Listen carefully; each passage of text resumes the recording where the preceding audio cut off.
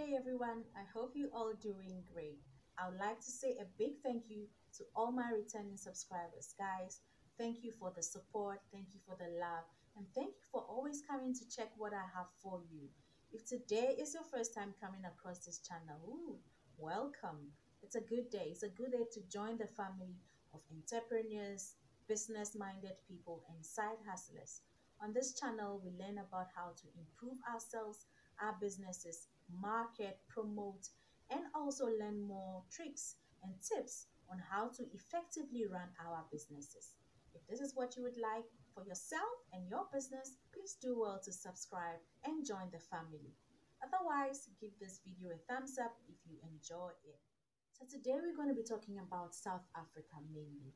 Running businesses in South Africa, why South Africa is not a hustle nation, and how it is unsafe or dangerous to run informal businesses in some parts of South Africa. You all know that I'm a Ghanaian living in South Africa. Today I'm going to be telling you how I see running businesses in South Africa. Before we start, I would like you to take a short left and have a look at South Africa. Africa is one of Africa's most beautiful countries. It is truly a nature's lover's destination, as it offers some of the most diverse landscapes in the entire African continent.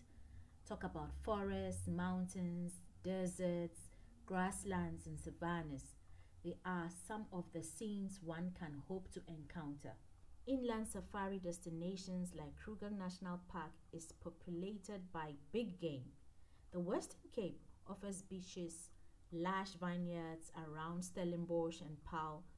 Cape Town, which is the second largest city in South Africa, is considered to be the most developed city in Africa.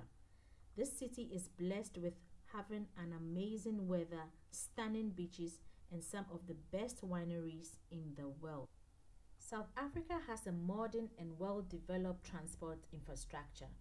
The air and the rail networks are the largest on the continent, and the roads are well maintained.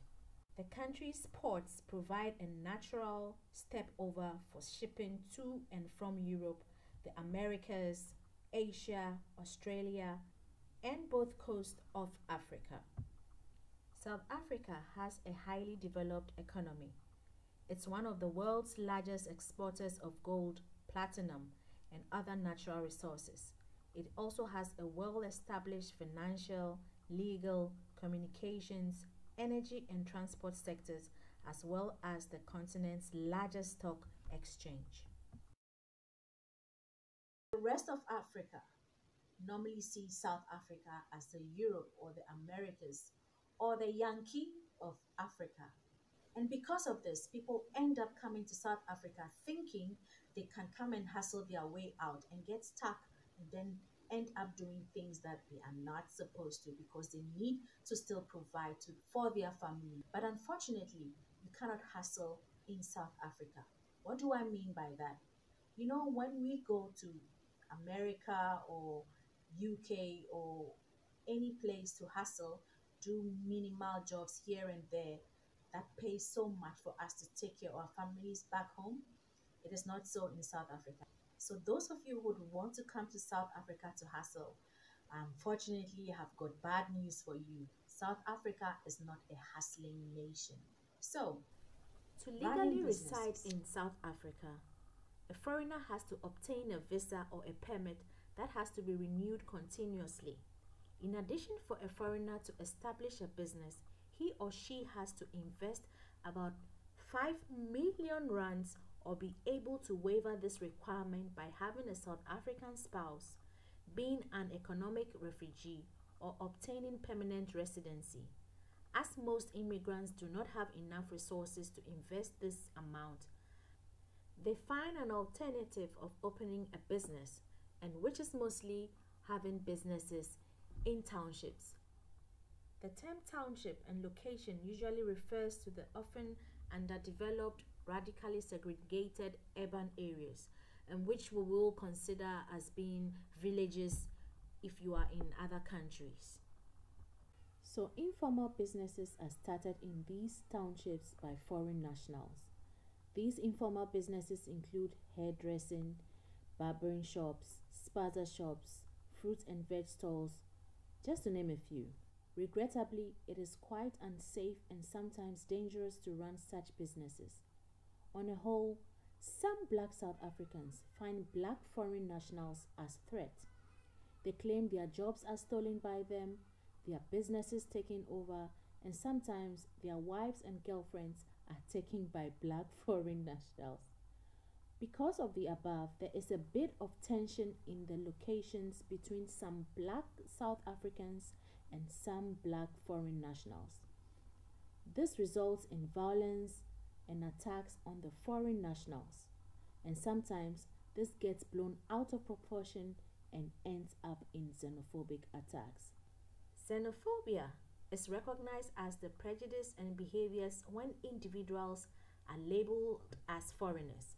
Such behaviors have become more prevalent in South Africa and often result in small-scale businesses temporarily stopping their businesses or terminating it permanently. Many owners of businesses face xenophobic attacks because they are perceived as economic competition. It is quite sad that violence and xenophobic attacks are targeted at black foreign nationals, which is sad to us because we do realize that black on black violence makes it a little bit ridiculous, because how do you perceive your fellow black person as being foreign to you when the color is just the same? There are also strict laws and requirements on foreign nationals operating informal businesses in the township, some of which are: you are not allowed to sell any kind of food ingredients that is locally sourced. In other words, you cannot sell potatoes or spinach or onions. You will have to sell foodstuff that is peculiar to your country, like ogbono, egusi, kobe, red oil, and so forth. Also, you are levied for protection, and failure in paying these levies will result in your shop being attacked. And as we know, there are always bad nuts in a society, and foreign-owned businesses are easier targets to such criminals and hooligans. For these reasons, I personally feel running informal businesses in the locations and townships as a foreign national is one of the most riskiest ventures you can undertake as an entrepreneur. This video is not to scare anybody from coming to South Africa. It's just for you to know that there are some things that you can do here in South Africa, and there are others that you cannot do in South Africa. If you want to come here to hustle, this is not the hustle ground.